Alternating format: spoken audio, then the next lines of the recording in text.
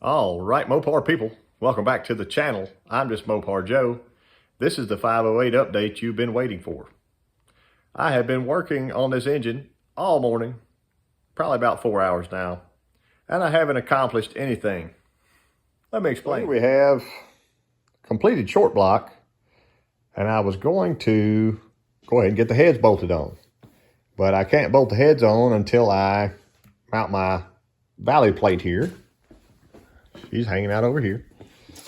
Anyway, can't put the heads on until I put the valley plate on. Can't put the valley plate on and the heads on until I measure the push rod length.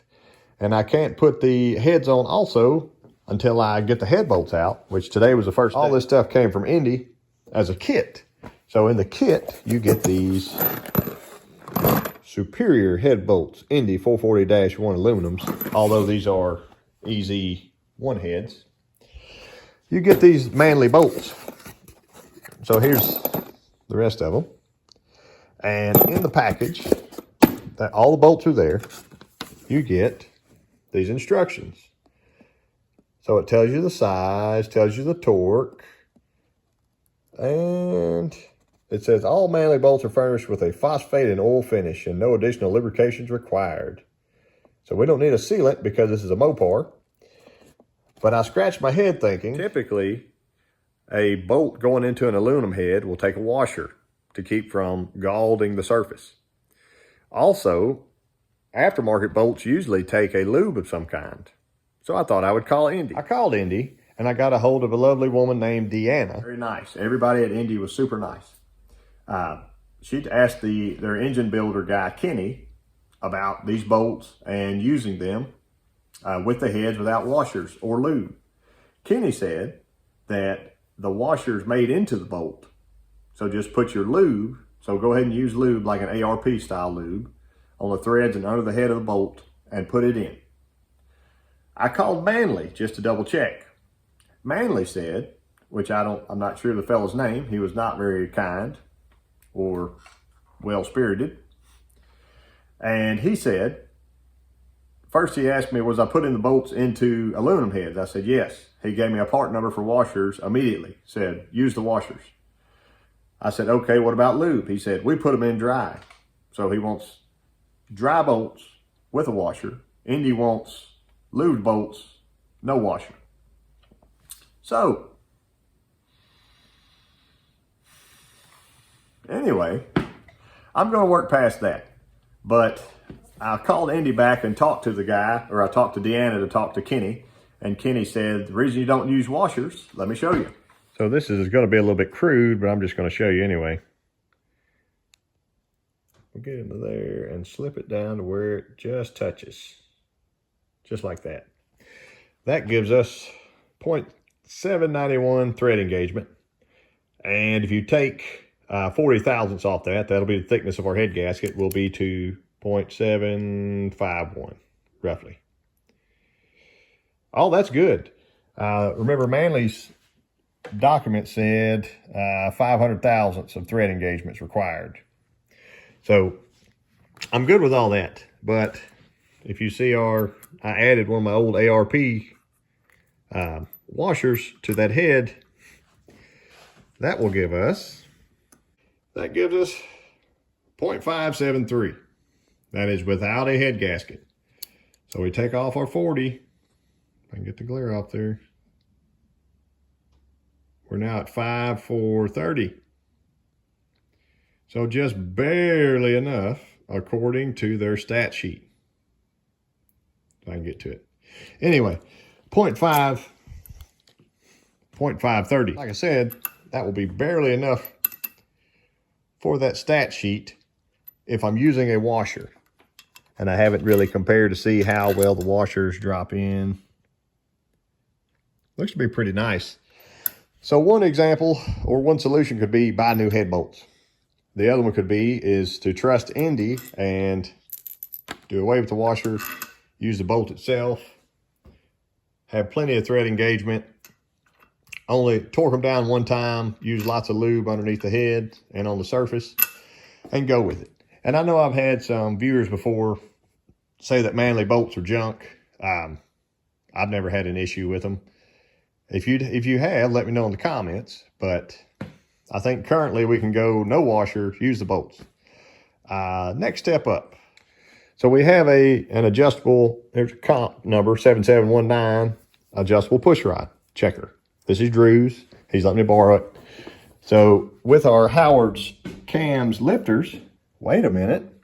There, say Howard's cams. They come in a trick flow box. So these are bought from 440 Source.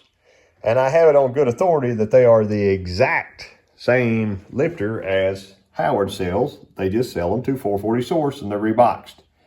So if you were to buy some hydraulic roller lifters and you wanted trick flow, I would simply buy the Howards and save $50 or $60. But anyway, my push rod checker is far too long. I can get you zoomed back here. It's far too long for this application. So what I had to do was find the old one that I made and add a little bit longer piece of all thread to it. And that got me my total length. So these are 8.56 something. I can't remember the total. 440 Source does sell a set of push rods. So I will buy those push rods. And I believe I can buy those push rods cheaper than getting the set that came with the heads cut down and shipped back to me. So I think that's what we're going to do is go ahead and buy some push rods, the correct length, and go with it. One productive thing I did, set these down for now. Test fitted the rockers with the push rod length that I had. So having this bolted tight into place, I took my little roller and I rolled and rolled and rolled and rolled and rolled after I put my black magic marker on the tip. So I got a nice early pattern here. So a nice early pattern here, if you can see the deal there. And I went ahead and just tried to roll it over here too. That was without a push rod in place at all. And this was with no preload on the lifter itself, because these are hydraulic roller lifters. See them through there. So I like that pattern. That actually should pull outward. It should sweep out and pull back in. And if it's a little bit off, I should be able to shim and be fine. My push rod length and see my rocker adjuster here. See, I don't even have a full thread showing on the bottom of it yet. And on the top side, it is pretty well seated in the nut. So I feel good about all that stuff. For rocker shafts, so these are 440 Source rockers. I'm probably going to go ahead and buy different rocker shafts. And if you remember, I did have 440 Source rockers on my Barracuda over here. The rockers are still on there. They've done super well. But my shafts just had a little bit of wear going into them, and it made me kind of nervous. So keep that in mind if you got any kind of spring pressure. I think my springs are somewhere around 350 or something. Just had like a little bit of burnishing. That's normal, but some spots were worn more than others.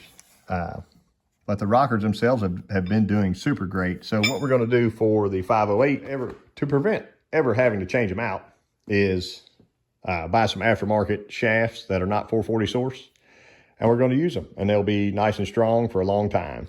So, but back to my original point, I've been able to work all morning and not accomplish anything. So it's like that in engine building sometimes. I appreciate y'all watching. I appreciate, I've talked to Ed today. He gave me some good advice. Rick Seaman. I've talked to Rodney Bird. Thank you to Brandon at 440 Source. He was helpful today. Indy was even nice. Manly, I hope I never have to call y'all again. But anyway, next time you see this engine, I should be able to finish assembling the top end like I've been trying to do all day. But anyway, I appreciate y'all watching, and I'll catch you next time.